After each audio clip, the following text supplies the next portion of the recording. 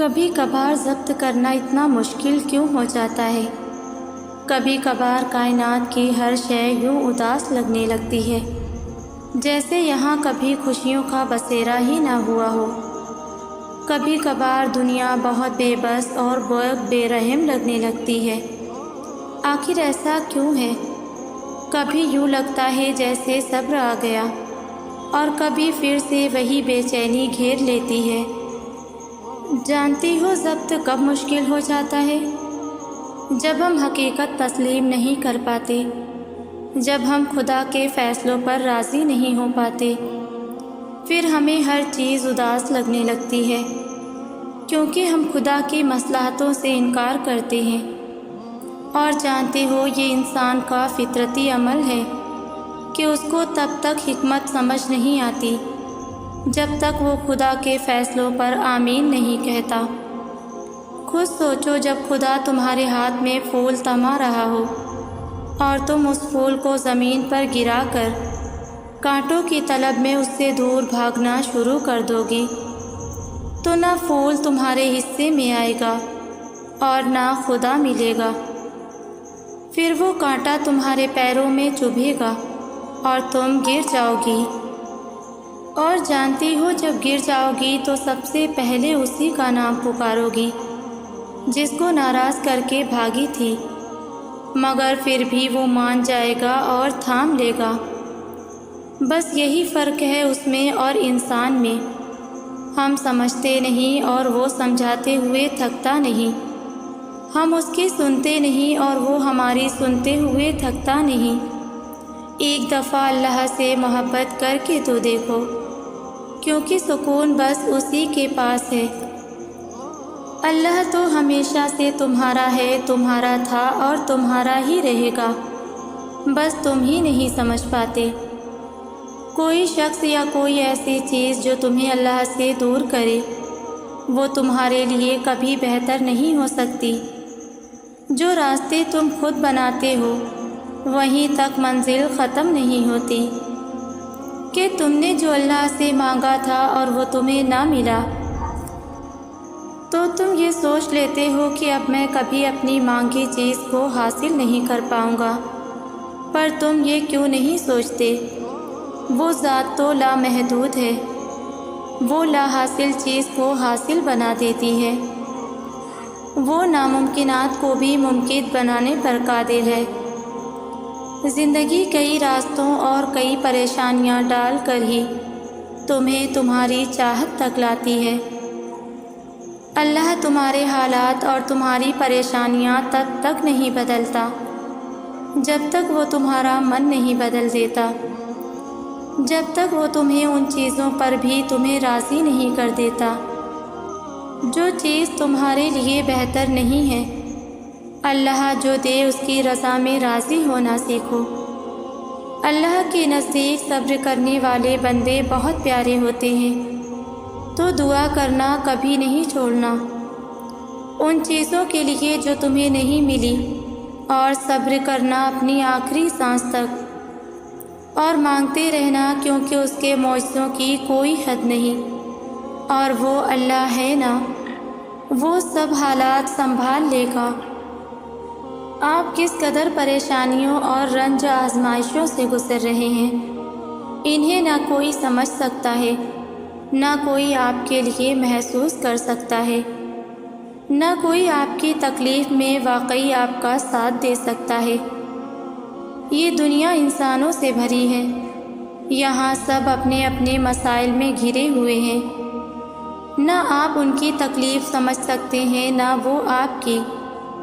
غم آنے ہیں، تکالیف آنی ہیں، لیکن ان کا مقصد واقعی تب پورا ہوگا جب آپ اپنی توجہ اللہ کی طرف مرکوز کر کے اسی کو اپنا مسیحا سمجھیں گے، اسی سے فریاد کریں گے، اسی سے مدد کی امید رکھیں گے۔ تب آپ جانیں گے کہ حضرت یعقوب علیہ السلام نے یہ کیوں کہا تھا کہ میں اپنی پریشانی اور اپنے غم کی فریاد صرف اللہ ہی سے کرتا ہوں۔ ہم جس دنیا میں رہتے ہیں، ہمیں یہاں دیکھنے کے لیے روشنی چاہیے، رات کے اندھیرے میں ہم سو جایا کرتے ہیں، دن ہماری سرگرمیوں کا مرکز ہوتا ہے۔ تو آپ کو نہیں لگتا کہ آپ کی زندگی میں جو اندھیرے آ گئے ہیں، پریشانیوں کے، الجھنوں کے، فتنوں کے، آپ کو ان سے نکلنے کی ضرورت ہے؟ آپ کی زندگی سے یہ اندھیرے تب ہی نکلیں گے جب آپ کو نور ملے گا، جب آپ کو روشنی ملے گی، اور یہ روشنی صرف اللہ سے جڑنے سے ملتی ہے، کیونکہ نور کا واحد سورس اللہ ہی ہے۔ اس کا نام لینے، اس کو یاد رکھنے اور اس سے مدد مانگنے سے ہی آپ کو سیدھے راستے پر چلنے کی روشنی ملے گی۔ قرآن کہتا ہے کہ اللہ شکر گزاروں کو خوب جانتا ہے، یعنی اللہ تعالیٰ ظاہری چمک دھمک ٹھاٹ باٹ کو نہیں دیکھتا، وہ تو دلوں کی کیفیت کو دیکھتا ہے اور اعمال کو دیکھتا ہے، اور اس اعتبار سے وہ جانتا ہے کہ اس کے شکر گزار بندے اور حق شناس کون ہیں۔ حدیث میں آتا ہے، اللہ تعالیٰ تمہیں صورتیں اور تمہارے اعمال نہیں دیکھتا، وہ تو تمہارے دل اور تمہارے عمل دیکھتا ہے۔ اللہ نے مشکل سے مشکل حالات میں صبر کرنے کا کہا ہے، اللہ نے درد سے بھری گھڑیوں میں صبر کرنے کا کہا ہے۔ صبر ہی کیوں بھڑکتے جذبات کو چپ لگائیں، تاکہ آپ کو پتہ چلے کہ اتنے بدترین حالات میں بھی آپ کا رب آپ کو کیسے تھامے ہوئے ہے، تاکہ وہ آپ کو واضح طور پر آپ کے ساتھ نظر آئے، آپ کو اتنی شدت سے وہ محسوس ہو، اس کی مدد محسوس ہو، اس کا ساتھ محسوس ہو کہ آپ اپنی تکلیف کو بھول بیٹھیں۔ صبر نہیں کریں گے تو تکلیف میں ہی گھرے رہ جائیں گے، اللہ کا ساتھ پھر کیسے دکھے گا؟ اللہ کی مدد کیسے ڈھونڈیں گے پھر؟ کیسے نظر آئے گی اس کی مدد پھر؟ شیطان کا کام جذبات کو ہی تو ابھارنا ہے، اور پھر اسی آگ میں آپ کو جلتا چھوڑ جانا ہے۔ اس آگ میں گرنے سے ہی تو بچانا ہے خود کو، اور یہ صرف صبر سے ہی ممکن ہے، کیونکہ اللہ تو صبر کرنے والوں کے ساتھ ہے۔ اللہ جانتا ہے کہ آپ کے ساتھ آگے کیا کیا ہونے والا ہے، کیونکہ اسی نے ہی یہ سب ہونا ایسے ترتیب دیا ہے۔ وہ جانتا ہے کب کب آپ ٹوٹیں گے، وہ جانتا ہے کب کب آپ دھوکے کھائیں گے، وہ جانتا ہے کب کب آپ تھک ہار کر ٹوٹ کر رو دھو کر بالآخر اسی کی طرف لوٹ آئیں گے۔ وہ بار بار آپ کو قرآن میں یہی سب تو یاد کرواتا ہے کہ آپ نے بالآخر اسی کے پاس آنا ہے، آپ کی زندگی بھی اسی کے ہاتھ میں ہے، تو پھر کیوں اسے چھوڑ کر پھر کہیں اور متوجہ ہو جاتے ہو؟ کیوں خواہشات کے پیچھے بھاگنے لگتے ہو کہ پھر واپس اللہ تک آنا مشکل ہو جاتا ہے؟ اللہ کو صرف یاد رکھنا ہی اتنا مشکل کیوں ہے؟ اس کو یاد رکھیں گے ہر لمحے تو محسوس ہوگا کیسے وہ آپ کے کندھوں کو بوجھ سے بچائے ہوئے ہے، کیسے وہ آپ کے سارے معاملات سنبھالے ہوئے ہے۔ اللہ جاننے والا ہے ہر چھپی اور ظاہری چیز کا، وہ بہت زبردست ہے، نہایت رحم فرمانے والا۔ وہ سب باتیں جو آپ اپنے اندر چھپائے بیٹھے ہیں، وہ سب باتیں جو آپ کو تنگ کر رہی ہیں، کیونکہ آپ انہیں نہ کسی کو بتا سکتے ہیں، نہ کوئی آپ کی مدد کر سکتا ہے۔ مدد تو دور کی بات ہے، لوگ تو وہ بات بھی نہیں سمجھ پاتے جنہیں آپ پورے تفصیل سے انہیں بتا دیتے ہیں۔ وہ چاہ کر بھی یہ محسوس نہیں کر سکتے کہ آپ کیسا محسوس کر رہے ہیں، کیسے آپ کا دم گھٹ رہا ہے، کیسے آپ نہ جانے کتنے سالوں سے اپنا رونا چھپائے بیٹھے ہیں۔ کون سمجھے گا یہ سب؟ اللہ ہے نا، وہی واحد اللہ تو ہے جو یہ سمجھ سکتا ہے صرف۔ وہی واحد السمیع تو ہے جو آپ کی یہ گھٹی گھٹی فریادیں سن سکتا ہے۔ وہی واحد البصیر تو ہے جو آپ کی یہ بے بسی دیکھ رہا ہے۔ اسے کیوں نہیں بتاتے؟ صرف آپ کی ایک پکار کا منتظر ہے وہ۔ اور دیکھو، چاہے تم اپنی بات کو چھپا کر بیان کرو یا بلند آواز سے، اللہ تو سب جانتا ہے۔ وہ تو اس سے بھی واقف ہے جو تمہارے سینوں کے اندر پنہاں ہیں۔ اللہ کے منصوبے ہمارے گمان سے باہر ہیں۔ آپ سوچ بھی نہیں سکتے کہ آپ کا رب کیا کچھ کر سکتا ہے۔ وہ ایک لمحے میں آپ کی زندگی کے صفحات آپ کی حمایت میں پلٹ سکتا ہے۔ آپ کی زندگی جو ابھی الٹ پلٹ ہوئی پڑی ہے، وہ اسے ترتیب دے کر سیدھا کر سکتا ہے۔ تو پھر آپ اتنے گھبرائے ہوئے کیوں ہیں؟ کیا آپ کو اپنے خالق کے وعدوں پر یقین نہیں ہے؟ نہایت بزرگ و برتر ہے وہ، جس کے قبضہ قدرت میں اس کائنات کی بادشاہی ہے، اور وہ ہر چیز پر قادر ہے۔ اگر آپ کو بھی اپنی زندگی سے یہ شکوہ ہے کہ آپ کو کوئی سمجھنے والا نہیں ہے، آپ لوگوں کے ہجوم میں نہ جانے کب سے تنہا پھر رہے ہیں، دنیا میں سب دھوکہ ہے، آپ کے بھروسے اور اعتبار اتنی دفعہ ٹوٹے ہیں کہ اب آپ کسی پر اعتبار کے قابل بھی نہیں رہے، لیکن نہ جانے کیوں یہ خواہش دل سے نہیں جاتی کہ کوئی ہو جو سمجھے آپ کو، کوئی ہو جو تسلی دے، کوئی تو ہو جس کے سامنے صرف آپ اپنا حال بیان ہی کر سکیں، کوئی تو ہو جس کے سامنے آپ رو لیں، کوئی تو ہو جو آپ سے آپ کی باتیں کرے۔ جب خواہش دل میں ڈالی ہے تو کیا اس رب نے بندوبست نہیں کیا ہوگا؟ کیا ہے نا، پورا قرآن لکھ بھیجا ہے صرف اس لیے کہ آپ اللہ سے باتیں کریں۔ اس میں ذکر ہے آپ کا، تسلی ہے آپ کے لیے، اور کیا کچھ نہیں ہے اس میں آپ کے لیے۔ اللہ تو خود فرماتا ہے، ہم نے تمہاری طرف ایسی کتاب نازل کی ہے جس میں تمہارا تذکرہ ہے۔ ہماری دعائیں قبول نہ ہونے کی سب سے بڑی اور اہم وجہ یہ ہے کہ ہماری دعائیں توحید سے خالی ہیں۔ توحید سے خالی دعائیں مطلب وہ پکار جس میں مدد کی پکار تو اللہ سے ہو، لیکن مدد کی امید آپ کسی اور سے لگائے بیٹھے ہوں۔ آپ اللہ پر سب چھوڑ دینے کے بجائے مختلف امکانات کو لے کر پریشان ہوں۔ دعا وہ پکار ہے جو صرف اللہ کو پکارے، وہ پکار جس کو پکارتے ہوئے آپ کا دل، آپ کا ذہن اور آپ کی زبان یکجا ہو جائے۔ اسے کہتے ہیں دعا میں توحید، اور یہی دعائیں قبول ہوتی ہیں، خالص اللہ سے مانگی گئی دعائیں۔ اور تمہارا رب تو کہتا ہے کہ مجھے پکارو، میں تمہاری دعا قبول کروں گا۔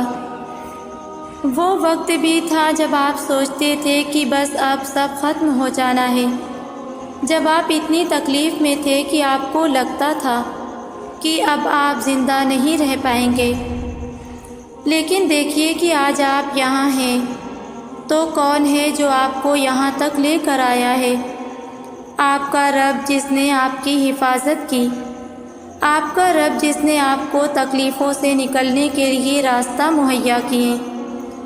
زندگی جتنی بھی مشکل ہو جائے، آپ کا اللہ ہمیشہ آپ کی حفاظت کرے گا اور آپ کو ہر مشکل سے نکالے گا۔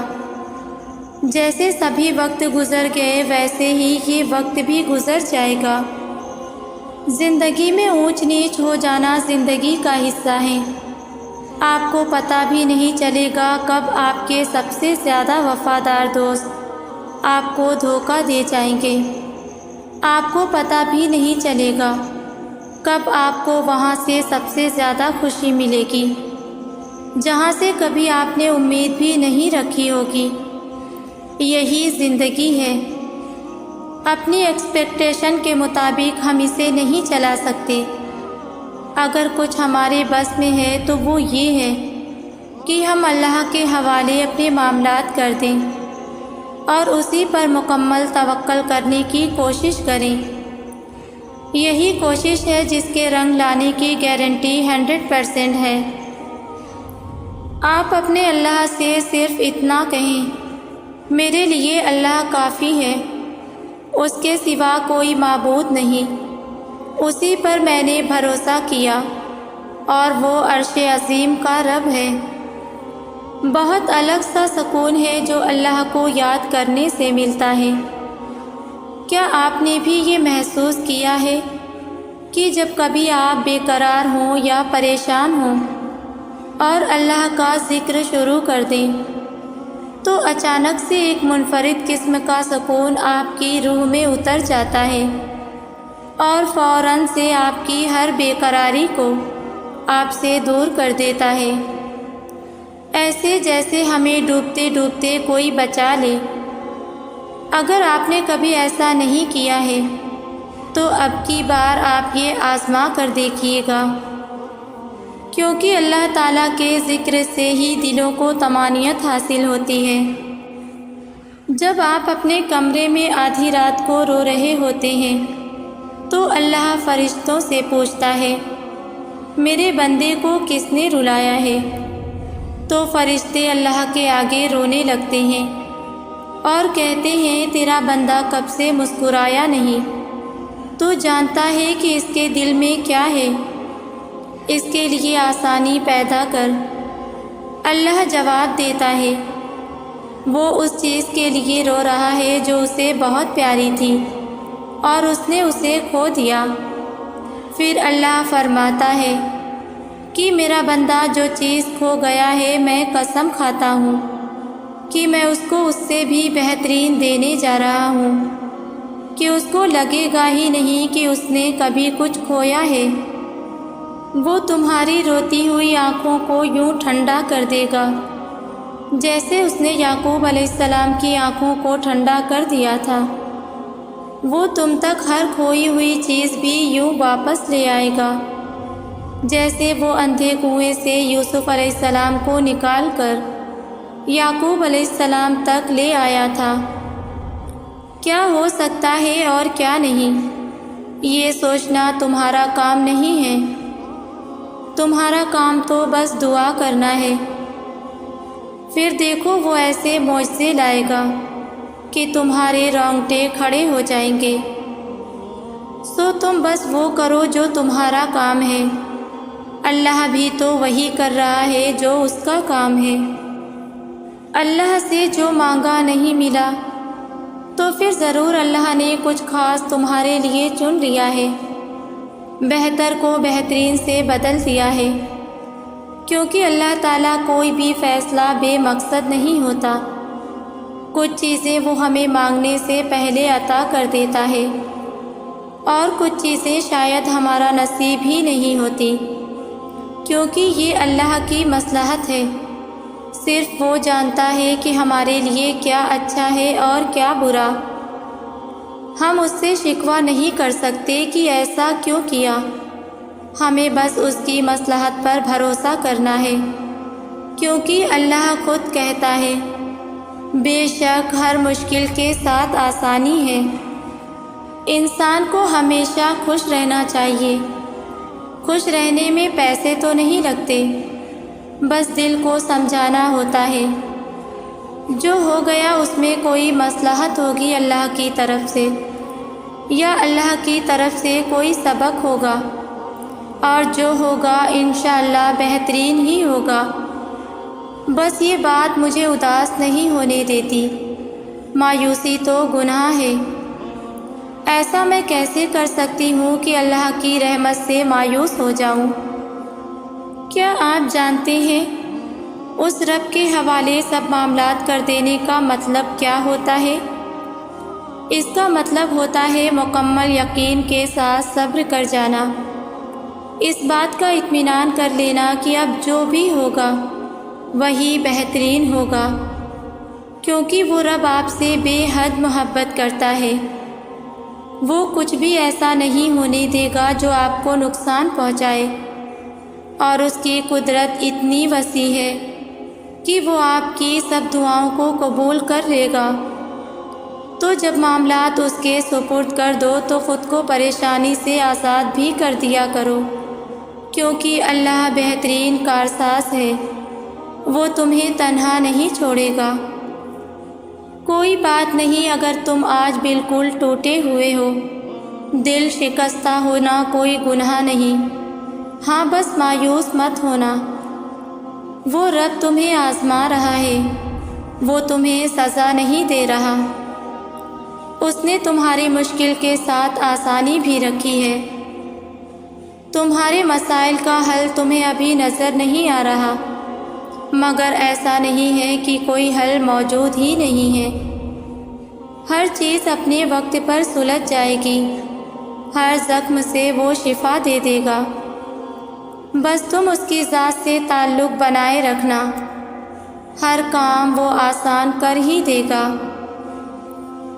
زندگی کے کچھ مسائل خود حل نہیں ہوتے، ان کو حل کرنا پڑتا ہے۔ اپنے آپ کو کچھ اذیتوں سے خود نکالنا پڑتا ہے، یہ آسان نہیں ہوتا، مگر یقین کریں جتنا ہمیں مشکل لگ رہا ہوتا ہے اتنا بھی مشکل نہیں ہوتا، بس پہلا قدم لینے کی دیر ہے۔ اللہ کی مدد ان کے لیے آتی ہے جو اپنی مدد کرتے ہیں۔ آپ اس رب پر بھروسہ کر کے پہلا قدم اٹھا کر تو دیکھیں، اس بات پر کامل یقین رکھیں کہ وہ رب آپ کو تنہا نہیں چھوڑے گا۔ اپنا یقین حضرت ابراہیم علیہ السلام جیسا بلند کر لیں کہ جنہیں آگ میں جھونکا جا رہا تھا، مگر انہوں نے کہا کہ میرے لیے میرا رب کافی ہے۔ جو رب ابراہیم علیہ السلام کا تھا وہی آپ کا بھی رب ہے، وہ سب ٹھیک کر دے گا، بس ایک بار ہمت کریں، وہ رب آپ کا حامی و ناصر ہوگا انشاءاللہ۔